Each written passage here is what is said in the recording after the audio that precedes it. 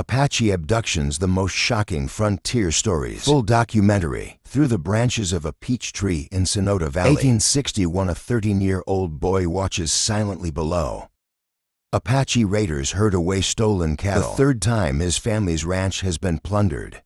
He cannot imagine that his capture today will spark the longest war in American history. A 25-year bloodshed that transforms him from terrified child to frontier legend. Native Legends and History Stories presents untold tales of the American frontier. Subscribe to explore the past. In the 1800s Southwest, Apache raiders ruled through terror and tactical brilliance. Their mastery of stealth warfare left settler communities trembling. The fortunate ones lost only livestock and provisions, but human captives faced darker destinies. Women and young children might survive through adoption or ransom, but men and teenage boys encountered deaths. Designed to send messages, Felix Ward spent his youth in this merciless frontier. Standing 5'6" but desperately thin, the one-eyed teenager had witnessed 3 brutal raids on his stepfather's Sonota Valley ranch. Each time the Apache vanished into the wilderness with their stolen cattle. The 4th raid in 1861 proved fateful. This time they claimed Felix himself. From 1872 to 1886, a formidable Apache scout called Mickey Free earned fame in major military operations. Few recognized him as Felix Ward, the stolen ranch boy who would help conclude the very conflict his kidnapping initiated. His journey from settler child to Apache warrior reflected the savage complexity of frontier existence. In later years, Felix's memories of his capture remained fragmented. Only the endless ride east, as his captors vanished into the wilderness. His tale weaves together with another haunting story. Charlie McComas, whose mysterious vanishing became one of the great unsolved riddles of the late 1800s. The Apache raiders' brutal practices served a grim necessity: warfare's high death toll forced tribes to maintain their numbers. Kidnapping emerged as a crucial survival strategy. Most male prisoners endured torture and execution, their deaths calculated to spread fear. Those few who lived underwent complete cultural transformation, embracing Apache ways as their only path forward. Felix's situation deviated from the norm. Though his age marked him for certain death, something about this gaunt, one-eyed youth captured his captor's interest. As lost barbaros, the terror of settler children's fears led him from his home, Felix confronted an unknown destiny. His childhood, already scarred by relentless Apache raids, would evolve into something unprecedented on the frontier. When John Ward discovered his stepson's disappearance, he triggered a sequence of events that would stain the frontier crimson. Within hours, Ward mounted his horse and rode the 15 miles to Fort Buchanan, pushing his mount to exhaustion through the dangerous territory. His frantic report mobilized Lieutenant George Bascom, who assembled 54 soldiers for immediate pursuit of Felix's captors. The canvas walls of a military tent at Apache Pass witnessed the unraveling of peace between two worlds.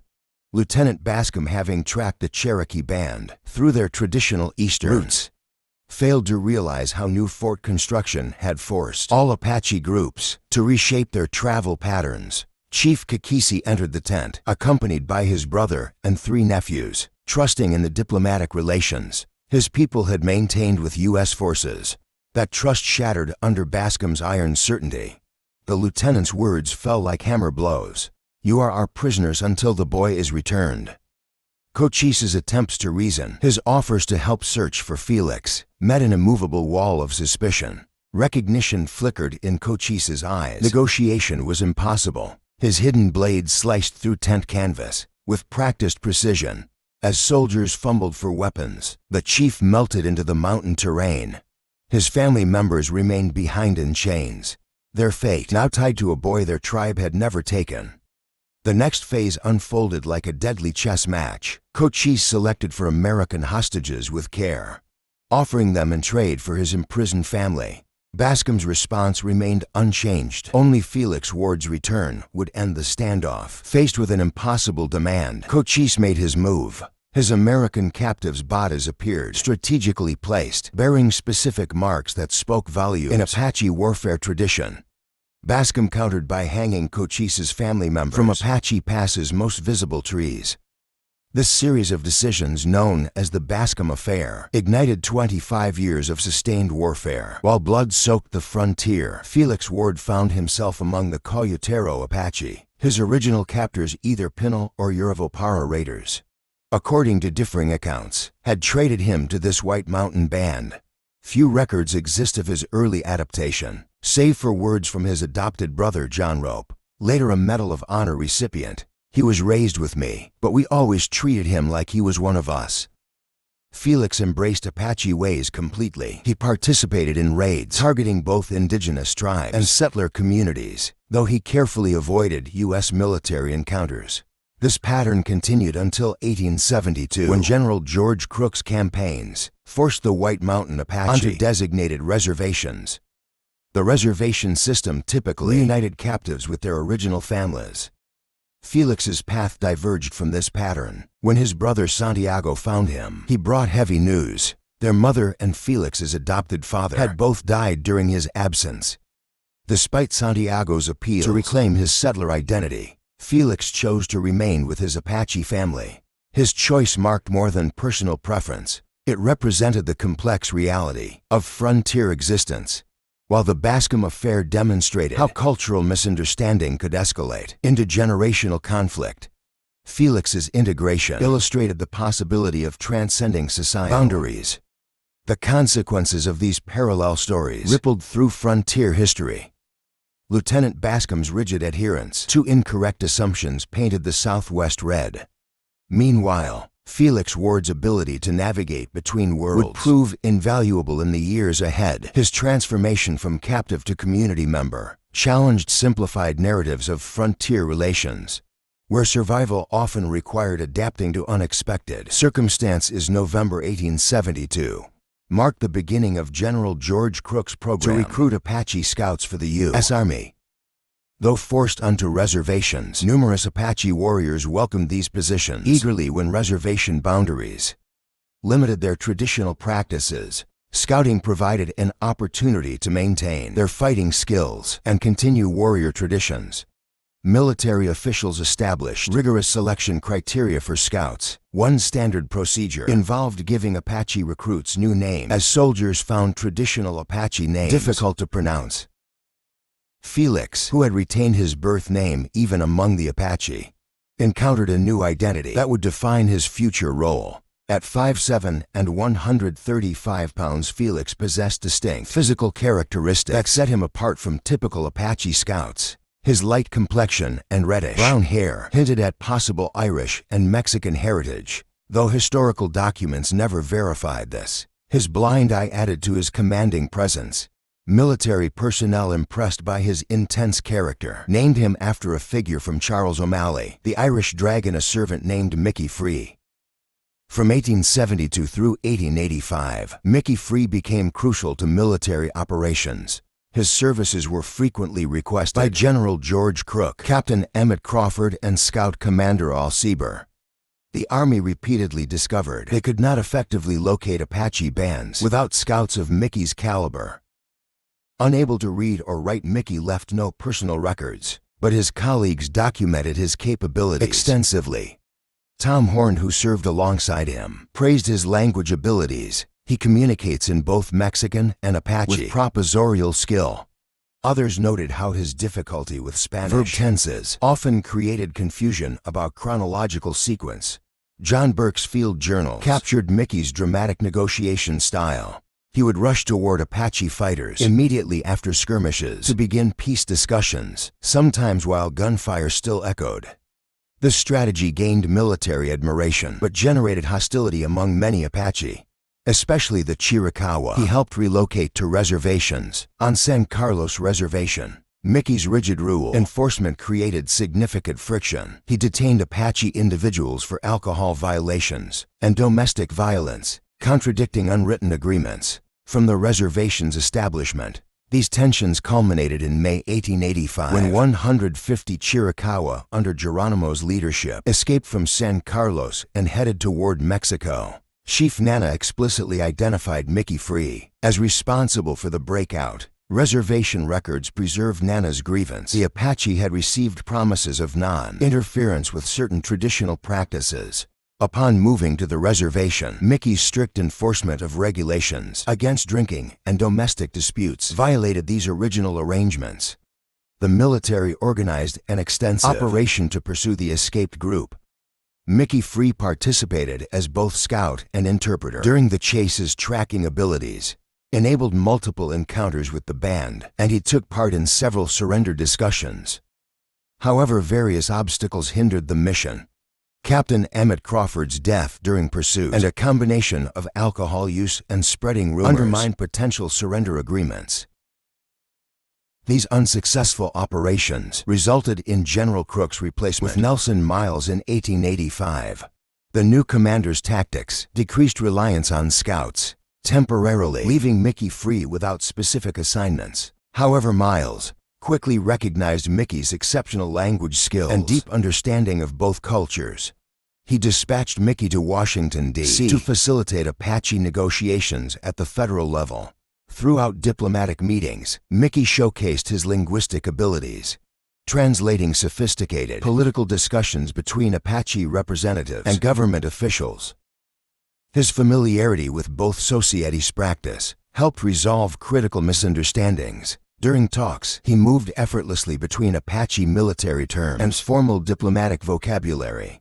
At San Carlos, Mickey enforced reservation policies with consistent firmness. His approach attracted criticism from Apache inhabitants and certain military personnel. His arrests for alcohol possession generated particular resistance, while reservation law prohibited drinking. Many Apache considered these restrictions violations of their rights. Mickey's regular patrols discovered concealed distilleries and seized alcohol reserves. He established an information network reporting bootlegging activities and household conflicts. These efforts, though commended by military leadership, led many Apache residents to label him the worst man on reservation. By 1885, hostilities peaked. Geronimo led 150 warriors in their households from San Carlos during nighttime hours. Mickey joined the pursuit forces, immediately employing his tracking skills to follow their path toward Mexico. The pursuit involved several close encounters, with Mickey frequently approaching armed Apache groups unaccompanied to initiate surrender talks. In July 1886, Mickey Free joined a small Apache delegation to Washington. The government needed reliable interpreters, stationed near telegraph offices for when Geronimo was captured. Among the group was a scout named Sheto, whose past would intersect with another tragic frontier tale. Technical difficulties with broken telegraph lines hampered communications, but by September, news arrived of Geronimo's final surrender. Military authorities deemed the remaining Cherokee too dangerous for local imprisonment or returned to San Carlos. They transferred these Apache to a maximum security facility in Florida, Fort Marion. Even some Apache scouts like Cheto, despite their service to the U.S. Army, were sent to the Florida prison. Mickey Free spent his final assignment as interpreter at Fort Marion, translating communications for 1 month. The war that began with his own kidnapping 25 years earlier as Felix Ward had finally ended. After 1886, Mickey Free's life becomes harder to trace. Without the ability to read or write, he left no personal records of his experiences or thoughts. However, his legacy would connect to another kidnapping case that haunted the Southwest for decades. In 1924, nearly 40 years after the Apache Wars officially ended, Bronco Apache raiders struck in New Mexico. This last recorded Apache raid on American soil left one rancher dead and resulted in stolen cattle and supplies. Witnesses reported seeing a white, bearded man riding with the raiders before they disappeared into Mexico. Local speculation immediately connected him to a decades-old mystery, the fate of Charlie McComas. Charlie's story began in March 1883 near Silver City, New Mexico. The 6-year-old boy and his parents, Hamilton and Juliana McComas, were enjoying a picnic near Thompson Canyon. The location was a natural choke point that forced travelers along a specific route, a fact well known to Apache raiders. A war party of 30 men, led by Sub-Chief Cheto, had positioned themselves to ambush unsuspecting travelers. The attack came with devastating swiftness. Before the McCombs family could react, raiders surrounded their horse-drawn buckboard. Hamilton McCombs handed the reins to his wife, Juniana, and grabbed his rifle. He leaped from the wagon, attempting to create a diversion while his wife and son fled. His body was later discovered with 7 bullet wounds, testament to his final stand. Juniana managed to escape the initial assault, but couldn't outrun mounted warriors. Clutching young Charlie, she abandoned the wagon and tried to flee on foot. The raiders quickly overtook them. Evidence at the scene indicated she died from blunt force trauma, likely from a rifle butt. Charlie was nowhere to be found. The raiders' escape route led directly into Mexico, following a tactic that had frustrated American forces. For years, U.S. military units were prohibited from crossing the international border, allowing Apache raiders to strike and retreat with impunity. However, this pattern changed in May 1883, when a new treaty authorized U.S. forces to pursue hostile Indians into Mexican territory. General George Crook immediately launched an expedition into Mexico. While finding Charlie wasn't the mission's sole objective, the boy's recovery remained a priority. The tragic timing of this policy change, coming just months too late for the McComas family, highlighted the complex challenges of frontier law enforcement. The expedition into Mexico marked a significant shift in military strategy. For the first time, Apache raiders could no longer rely on the border as a guaranteed escape route. This change in policy would profoundly impact future raids and influence the final years of Apache resistance. However, for the McComas family, these changes came too late to prevent their personal tragedy. General Crook's expedition into Mexico included a large contingent of Indian scouts, with Mickey Free serving as one of their leaders. Within weeks, the scouts located Cheto's Rancheria, hidden in the mountains. The ensuing battle left 9 Apache dead, not just warriors but women and elderly residents. The military forces captured 5 survivors. During interrogation, one captured woman revealed that Charlie had been moved when scouts were first detected approaching the rancheria. As more local Apache groups surrendered to the army in following weeks, they claimed Charlie had fled into the mountains during the chaos of battle. John G. Burke, documenting the campaign in an Apache campaign in the Sierra Madre, recorded the official version. Charlie McComas was never found. The Chichihuas insist he was in the rancheria, destroyed by Crawford.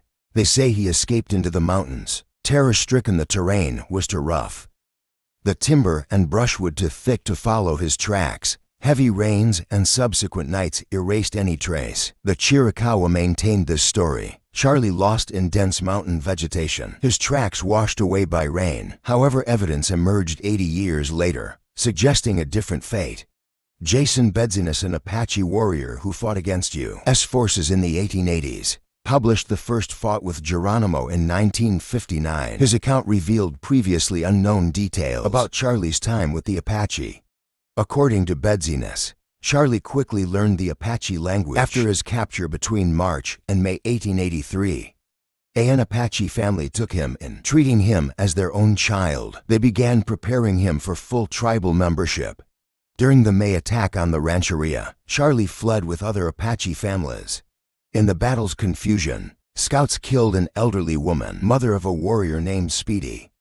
Upon discovering his mother's death, Speedy flew into a rage. He found Charlie during the escape and killed him with a rock. Bedzinus learned this from Ramona, an eyewitness to the events. The story remained untold for 80 years until all involved parties had died. The Army's extensive search never located Charlie's body. A second possibility emerged through decades of reported sightings. While most Apache moved to reservations, by the mid-1880s isolated groups known as Bronco Apache continued living freely in the Sierra Madre Mountains. Strange reports began circulating of a bearded white man among them in 1924. Bronco Apache conducted their final recorded raid on American soil in New Mexico. They killed a rancher and stole cattle and supplies. Multiple witnesses described seeing a white, bearded man riding with the raiders before they crossed back into Mexico. In 1930, another raid on a Mexican village generated similar sightings. A breakthrough came in 1940, when military forces captured a woman who had lived among the Bronco Apache. She spoke of a white man with a beard who had died in a fight over a woman just years before the man she claimed had been stabbed, and his body thrown into a mountain pit. She led investigators to the location. The remains recovered matched the description of a white man with blue eyes and red hair. For decades, speculation persisted about whether these were Charlie's remains. The mystery spawned numerous theories about his fate. Killed as a child in 1883, or surviving to become the mysterious white Apache warrior seen in the 1920s and 30s. Mickey Free's connection to both stories.